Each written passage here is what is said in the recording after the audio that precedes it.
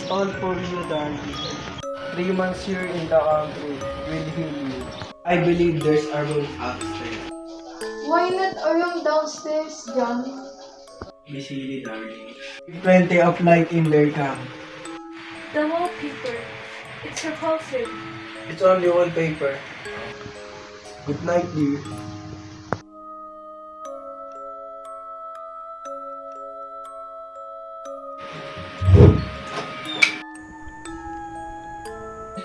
I know this relocation might seem sudden, but it's truly for the best, my love. The country air, this house.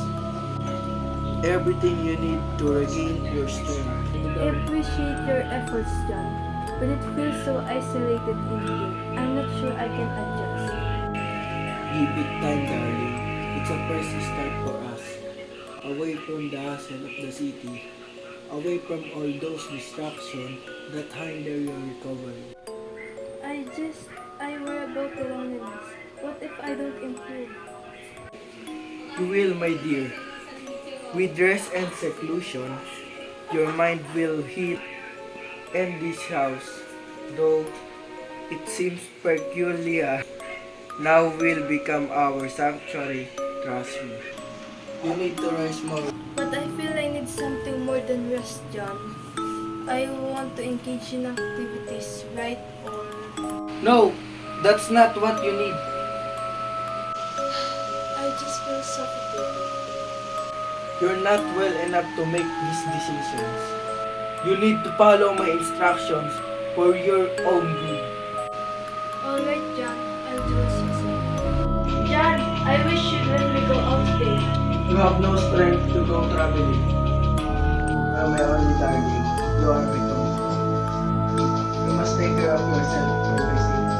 It's the fragility of nature. But her fixation on the wallpaper, is that a bit too much? Precisely my point. They crumble under pressure. What she needs is less thinking, more rest. Have you considered a different approach, stronger intervention? No need to agitate her further. We must protect their fragile state, shield them from stress. But what is more serious than we believe? We cannot risk upsetting her. Women, you see, they're not equipped to handle such things. I understand you are concerned for John, but underestimating her might not be the answer. I know what's best for her. It's for her own good. The wallpaper encircles me like a shroud, its twisted patterns suffocating my thoughts. Each day, it tightens its hold, a silent witness to my entrapment.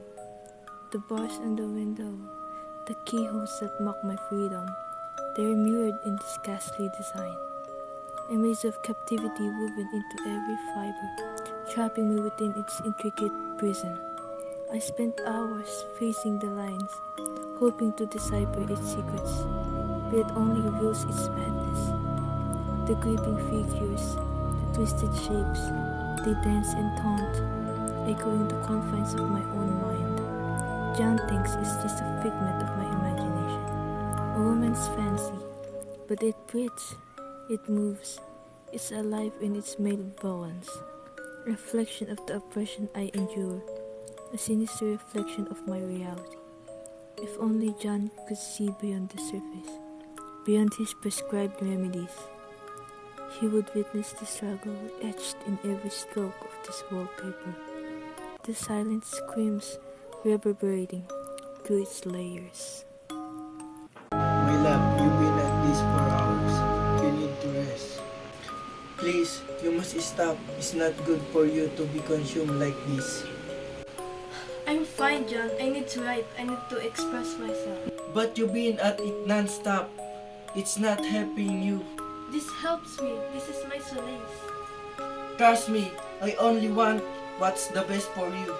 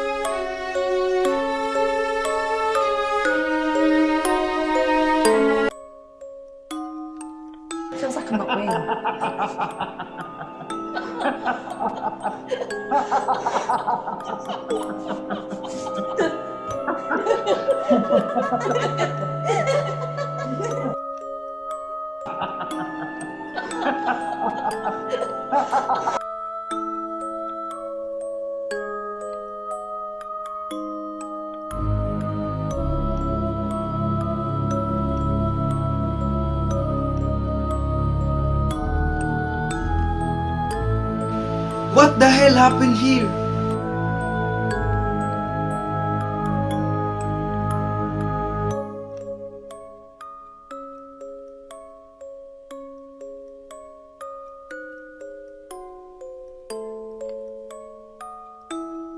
What are you doing here?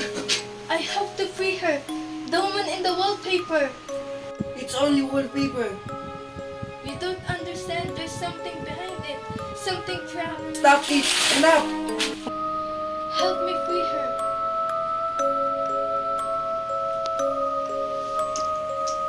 I've pulled most of the wallpaper, so you can't hit me back.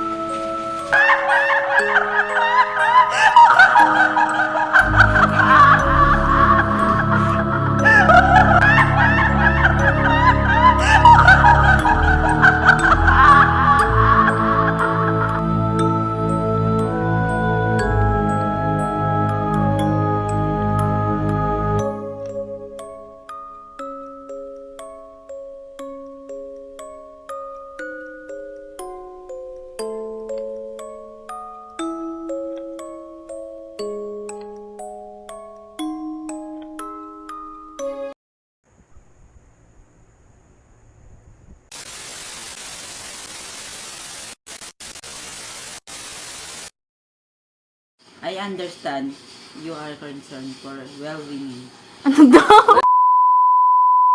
Go. No, that's not what you need. Haluto mo. Go. No, that's... Go. Okay. No. 1, 2, 3, go. No. No, Go. no, that's what... 2,000 years later. Go.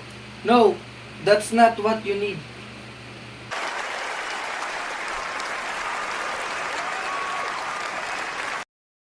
Go.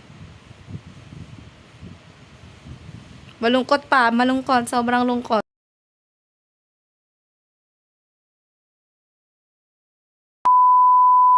Go.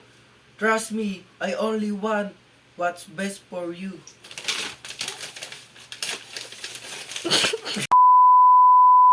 Go. Tapos magugulat na. Ang galing magulat nito, kakaiba. Go.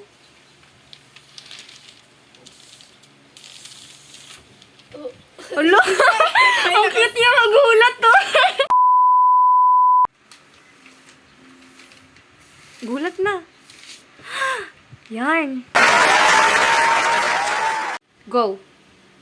Nababaliw. Sige, mas baliw pa. Magsalita ka. Bumuka yung bibig mo. Bumubuka yung bibig mo dapat. Go. Sabunutan mo yung sarili mo. Sige. Hello? Oo, sige, tumawa ka. Nababaliw ka na nga. Go. Go na. Uy, go na. Go. Eh, ba't tumawa Uy, wag ka tumawa. Hindi ka naman kasama. Go. Help me free her.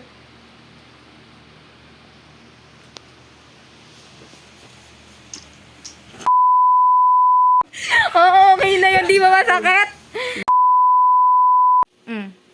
I know this ulit. Hindi, kaya yan. Okay, 1, 2. Darling, plenty of love. Hindi pa ready sa... Uy, Irene, nag-ready ka.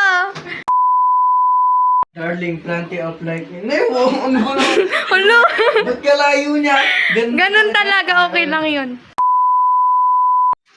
Darling, flight of light in the sun. But. Ano? Hala, ayaw niyo nang pumasok. Good night, Kuis. Anong quiz? Dear! Hala! Ano niya, tropa? Jenny is the... Wait lang. Blue. Jenny. Uy, wala na. Ikaw ang magsasalita nun, di ba? Ito si Irene. Okay na, gina. Okay na ba? Okay na. John, I wish you'd let me go out today. Darling, you know. Lo, mga baliw, oh. Di ba ando ka may nakagan, no? Ang lapit mo ah. I wish you'd let me go out today. You have no strength to travel in. Pag ikaw sinapak ko. Few minutes later. Cake, props lang yun kinain mo. Anong kailangan kong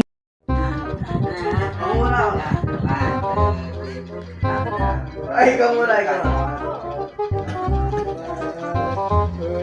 Ako muna, Ay, ikaw muna. palipilis na tayo eh. Okay,